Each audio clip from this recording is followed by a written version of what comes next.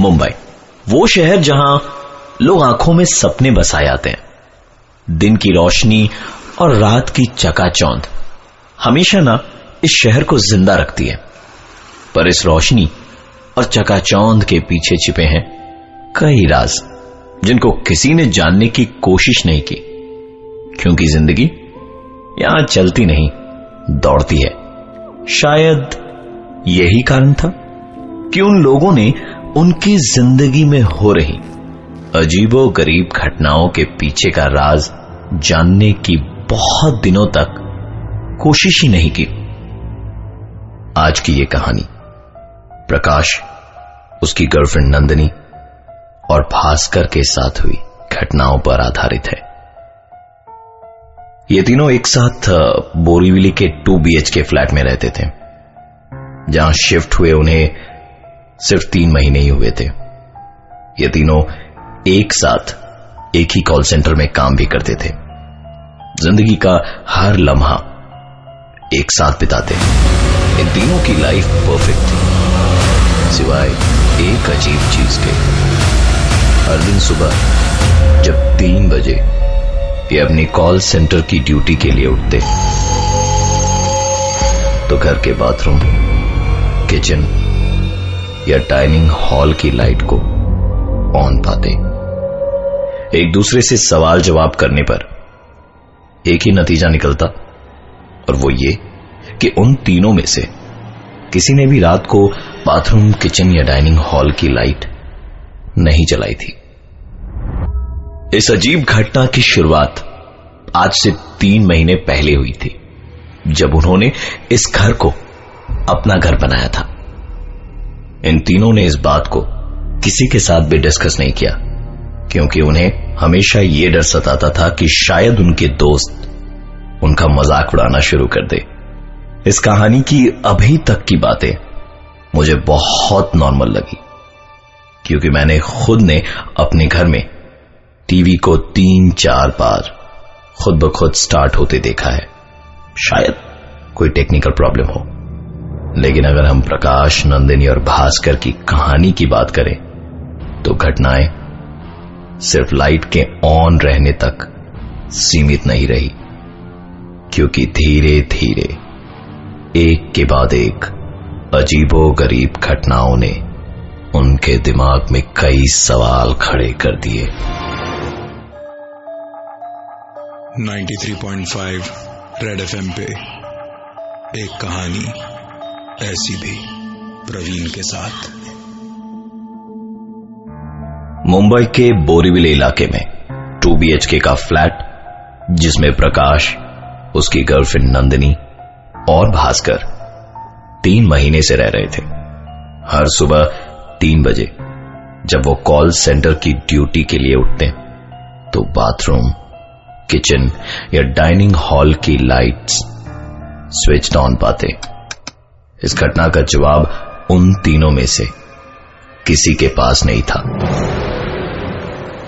शाम करीबन 5 बजे ये तीनों अपने काम से लौटते थे, और शाम ठीक 6 बजे घर का काम करने वाली बाई भी पहुंच जाती। कभी कभार इस बाई के साथ उसका बच्चा भी आता, जो पूरे घर में खेलता रहता और उनके सामानों से छेड़छाड़ करता रहता। मुंबई शहर में बाई मिलना बहुत मुश्किल है, और इसलिए शायद वो बाई के इस बच्चे के सारे नखरों से परेशान होते हुए भी अपनी तरफ से कोई आपत्ति नहीं जताते थे। एक दिन तो हद ही हो गई। प्रकाश और नंदिनी जब घर लौटे तो पाया कि बाई का बेटा उनके घर के ड्राइंग रूम में खेल रहा है। उन्हें लगा शायद बाई उस दिन जल्दी काम पर आ गई, लेकिन आश्चर्य की बात तो ये थी कि बाई उन्हें सारे घर में कहीं भी नजर नहीं आई। उन्हें लगा शायद अपने बच्चे को उनके घर पर खेलने के लिए छोड़कर बाई बगल वाले शर्मा जी के यहां काम करने चली गई होगी। प्रकाश बहुत ही गुस्से में था आज, क्योंकि काम वाली बाई के रहते उसके बेटे का आना और उसके घर में खेलना तो ठीक था, लेकिन बाई अपने बेटे को यूं उनके घर में छोड़कर किसी दूसरे के घर में काम करने जाए, ये उन्हें मुनासिब नहीं लगा। करीबन 1 घंटे इंतजार करने के बाद प्रकाश और नंदिनी बगल वाले शर्मा जी के घर गए काम वाली बाई के बारे में पता लगाने। शर्मा जी का जवाब सुन दोनों हक्के बक्के रह गए, क्योंकि शर्मा जी के अनुसार काम वाली बाई तो आज आई ही नहीं थी। एक अजीब सी कश्मकश में दोनों अपने दिमाग में सवालों की लड़ी लिए वापस अपने घर की ओर लौटे, लेकिन इस बार आश्चर्यजनक रूप से पूरे घर में वो बच्चा उन्हें कहीं भी नजर नहीं आया। दोनों के मन में कई सवाल उठ रहे थे, पर उन्हें पार्टी के लिए देर हो रही थी, इसलिए ज्यादा सोचे बिना तैयार होकर पार्टी के लिए निकल पड़े। रात करीबन 8 बजे ओवरटाइम करने के बाद भास्कर घर लौटा और उसे इस पूरे इंसिडेंट के बारे में कुछ भी पता नहीं था। आपको क्या लगता है, घर लौटने के बाद भास्कर ने क्या देखा होगा?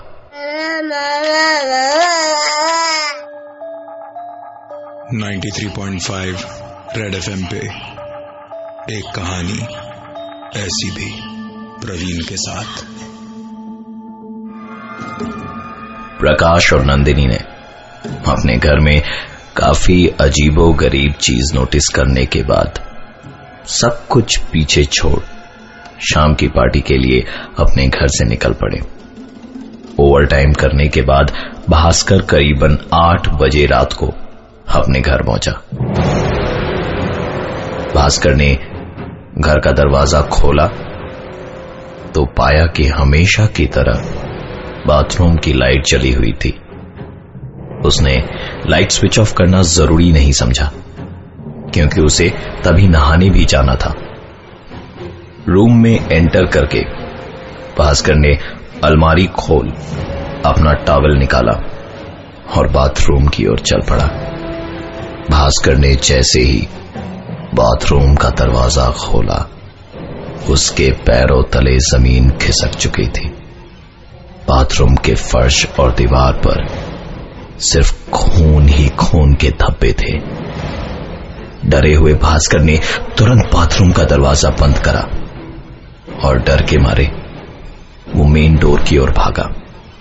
अचानक उसके भागते हुए कदम एक आवाज को सुनकर रुक गए। ये आवाज भास्कर के कमरे से आ रही थी। सहमे हुए कदमों से भास्कर अपने रूम की ओर आगे बढ़ा और रूम का नजारा देख उसे अपनी आंखों पर विश्वास नहीं हो रहा था। भास्कर ने देखा कि उसके बाई का बच्चा उसके बिस्तर पर अपने घुटनों में मुंह को छिपाए बैठा था। भास्कर ने उससे पूछा कि तुम यहां क्या कर रहे हो? अभी तो तुम यहां नहीं थे। यह सवाल सुन उस बच्चे ने धीरे से अपने घुटनों से मुंह को उठाया। उस बच्चे के चेहरे पर एक अजीब सी तेज और होठों पर एक अजीब सी मुस्कान थी, मानो जिनमें कई राज समाये हों। बाथरूम में खून और बिस्तर पर काम वाली बाई के बच्चे का होना, जिसके अजीब हाव भाव को देख भास्कर अंदर तक डर चुका था। वो तुरंत दौड़ता हुआ उस घर से बाहर की ओर निकल गया। डरे हुए भास्कर के फोन कॉल के तुरंत बाद ही नंदिनी और प्रकाश पार्टी को छोड़कर घर चले आए और तीनों ने बहुत साहस करके उस घर के अंदर जाने की हिम्मत करी। भास्कर, प्रकाश और नंदिनी ने जैसे ही घर का दरवाजा खोला तो हमेशा की तरह 93.5 रेड FM पे एक कहानी ऐसी भी प्रवीण के साथ। किसी घर में लाइट का अपने आप ऑन होना शायद इलेक्ट्रिकल फॉल्ट के कारण हो, लेकिन बाथरूम में चारों तरफ खून के छींटे और बहुत ही अजीब सी परिस्थिति में काम वाली बाई के बच्चे का उनके घर में मौजूद होना और दूसरे ही पल उसका गायब हो जाना प्रकाश, नंदिनी और भास्कर के दिमाग में सवालों का तूफान खड़ा कर रहा था। भास्कर प्रकाश और नंदिनी को साथ लेकर जब उन्हें बाथरूम में खून के छींटे दिखाने ले गया तो आश्चर्यजनक रूप से वहां पर कुछ भी नहीं था। रात करीबन 10:30 बजे थे। तीनों इसी सोच में डूबे थे कि क्या आज की रात इस घर में रहना उनके लिए ठीक होगा। इस बीच प्रकाश ने मकान मालिक को फोन लगाया और उसके दोस्त भास्कर के साथ भी थी सारी घटनाएं बताई। मकान के मालिक ने सारी बात सुनने के बाद उन्हें बताया कि आज से 10 साल पहले इस मकान में एक परिवार रहता था। कर्ज के बोझ में दबे होने के कारण इस परिवार के कर्ता ने पहले अपनी बीवी और अपने बेटे की बेदर्दी से हत्या करी और फिर खुद फांसी लगाकर आत्महत्या कर ली। ये सब जानने के बाद वहां रहना तो दूर, उस घर में एक एक पल गुजारना भी प्रकाश, नंदिनी और भास्कर के लिए बहुत भारी पड़ रहा था। बाथरूम में खून देखने की घटना को शायद मन घड़त मानने के बावजूद भी हम उसे आज से 10 साल पहले घटी घटना से जोड़ सकते हैं, लेकिन काम वाली बाई के बेटे का विवादास्पद रूप से उनके घर में मौजूद होना और अचानक से गायब हो जाना, इसका कारण किसी को भी मालूम नहीं था। जैसे तैसे आज की रात प्रकाश, नंदिनी और भास्कर ने उस घर में गुजारी और सुबह होने का इंतजार करने लगे, क्योंकि उन्होंने फैसला ले लिया था कि सुबह होते के साथ ही वो इस घर को छोड़ कहीं और शिफ्ट हो जाएंगे। अगले दिन जब काम वाली बाई उनके घर आई तो प्रकाश, नंदिनी और भास्कर तीनों उस पर टूट पड़े। एक के बाद एक सवालों की बौछार करने लगे। उसके बेटे की अजीबोगरीब हरकतों पर